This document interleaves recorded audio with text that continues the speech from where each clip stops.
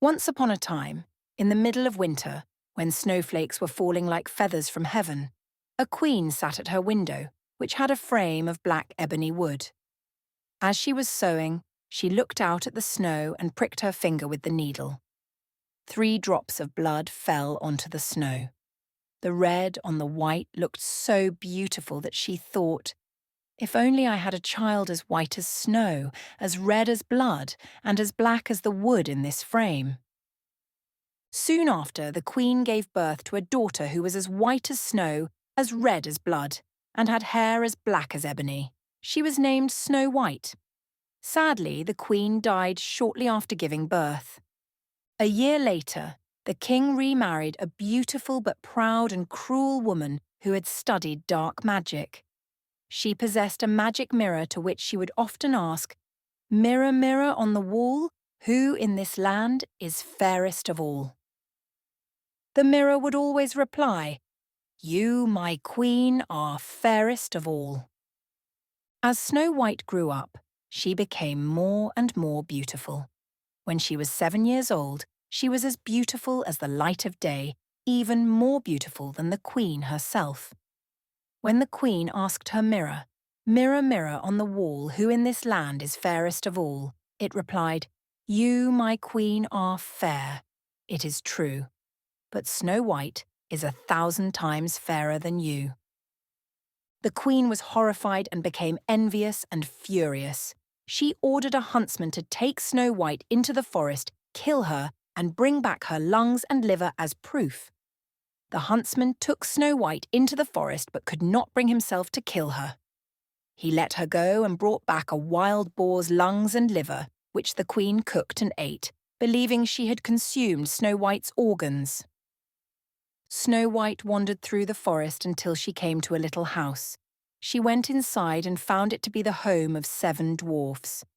Everything was small but very neat and orderly. Feeling tired, she lay down on one of the 7 little beds and fell asleep. When the dwarfs came home that evening, they found Snow White asleep. They let her sleep and did not wake her up. In the morning, Snow White told them her story, and the dwarfs took pity on her.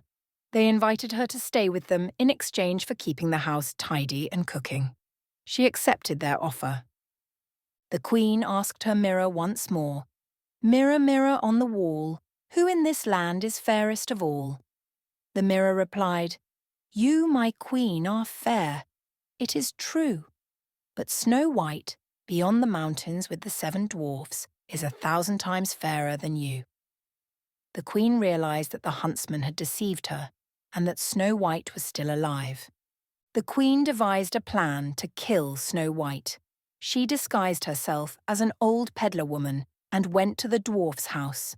She offered Snow White a lace bodice and laced it so tightly that Snow White could not breathe and fell down as if dead. The dwarfs returned just in time and cut the lace, reviving Snow White. The queen, still believing Snow White to be dead, asked her mirror, "Mirror, mirror on the wall, who in this land is fairest of all?" The mirror replied once again, "You, my queen, are fair. It is true. But Snow White, beyond the mountains with the 7 dwarfs, is 1,000 times fairer than you." Enraged, the queen tried again, this time using a poisoned comb. Disguised once more, she went to the dwarf's house and convinced Snow White to let her comb her hair. The moment the comb touched her hair, Snow White fell unconscious. The dwarfs returned and removed the comb, reviving her. The queen, upon learning from her mirror that Snow White still lived, made a 3rd attempt, this time with a poisoned apple. Disguised as a farmer's wife, she offered Snow White the apple. Only 1 bite of the poisoned apple caused Snow White to fall into a death-like sleep. When the dwarfs returned, they could not revive her and, believing her to be dead, placed her in a glass coffin. They kept watch over her, day and night. Time passed, and one day a prince came to the dwarf's house and saw Snow White in her coffin. He was so struck by her beauty that he fell in love with her and asked the dwarfs to let him take her with him. The dwarfs, moved by his love and grief, consented.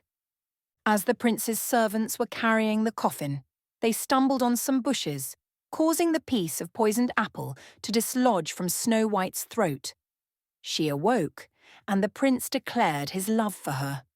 Snow White agreed to marry him, and they invited everyone to the wedding, including Snow White's stepmother. The queen, still believing herself to be the fairest, asked her mirror, "Mirror, mirror on the wall, who in this land is fairest of all?" The mirror replied, "You, my queen, are fair. It is true, but the young queen is 1,000 times fairer than you." Realizing the young queen was Snow White, the stepmother was filled with rage and jealousy.